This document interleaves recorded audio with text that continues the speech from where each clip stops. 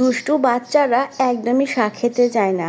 আর এই দুষ্টু বাচ্চাদের শাক খাওয়ানোর জন্য একটা নিনজা টেকনিক আজকে আমি আপনাদের সাথে শেয়ার করতে চলেছি। হ্যালো এভরিওয়ান, আসসালামু আলাইকুম। আমি জান্নাত বলছি।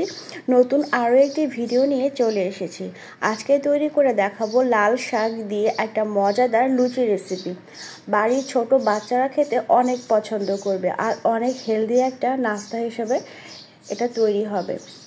আর এই জন্য আমার লাগছে লাল শাক। আমি লাল শাকটা প্রথমেই প্রায় 4-5 বার মতন ওয়াশ করে নিয়েছি, কেননা লাল শাকে প্রচুর পরিমাণে ময়লা থাকে, যে কোনো শাকেই ময়লা থাকে। আর এখন এই শাকটা প্রথমেই সেদ্ধ করে নিতে হবে, যে ঠিক যেভাবে আমরা লাল শাকটা রান্না করার আগে একটু ভাপ দিয়ে নিই ঠিক সেভাবে। আর এখন যে পানিটা বের হয়েছে সেটা দিয়ে আমি আজকে লুচি তৈরি করে দেখাবো। তবে আপনারা চাইলে এই লাল শাকটা ব্লেন্ডারে ব্লেন্ড করে নিতে পারেন। আর আমি একটা মিক্সিং বলে এখন নিয়ে নিয়েছি প্রায় 1.5 কাপ মতন আটা আর সামান্য লবণ দিয়ে আমি খুব ভালো করে মিক্সড করে নিয়েছি। তারপর সেই লাল শাকের পানিটা একটু একটু করে দিয়ে একটা ডো তৈরি করে নিব। আমরা যে নর্মালের বাসায় রুটি তৈরি করে খাই ঠিক সেভাবে করে আমি একটা সফট ডো তৈরি করে নিব।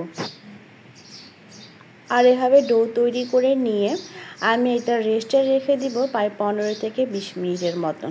প্রায় 15-20 মিনিট পরে আমি হাতে একটু তেল লাগিয়ে এটা আবারও খুব ভালো করে মথে নিচ্ছি।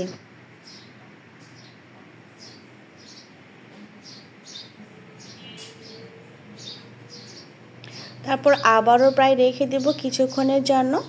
তারপর এখন দুইটা ভাগ করে নিয়ে আমি দুইটা নর্মাল রুটি তৈরি করে নিব।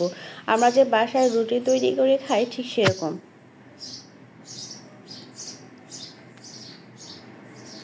আর রুটি তৈরি করা হয়ে গেলে আমি এখন একটা গ্লাসের সাহায্যে ছোট ছোট করে লুচি তৈরি করে নিব। তবে আপনারা চাইলে এখানে ছোট ছোট ডো তৈরি করে নিয়ে সেটা থেকেও খুব ছোট করে লুচি তৈরি করে নিতে পারবেন।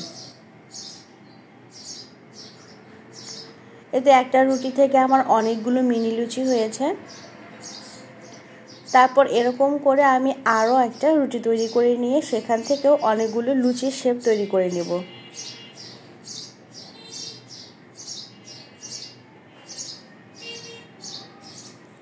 সবগুলো মিনি লুচি আমি অন্য একটা প্লেটে তুলে নিচ্ছি। ঠিক সেম প্রসেসে আমি আরও একটা রুটি তৈরি করে নিচ্ছি।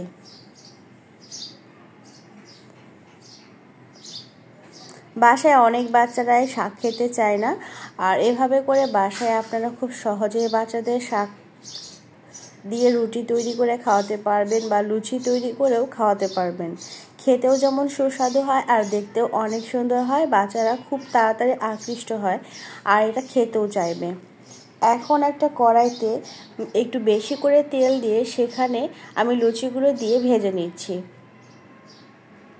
যেহেতু এটা ডুবো তেলে ভেজে নিতে হবে তাই একটু বেশি পরিমাণে তেল দিয়েছি। আমি এখানে সয়াবিন তেল দিয়ে লুচিটা ভেজে নিয়েছি। দেখুন কতটা ফুলকো হয়েছে আর খেতেও কিন্তু অনেক দারুণ হয়েছিল। বাসায় অবশ্যই ট্রাই করবেন।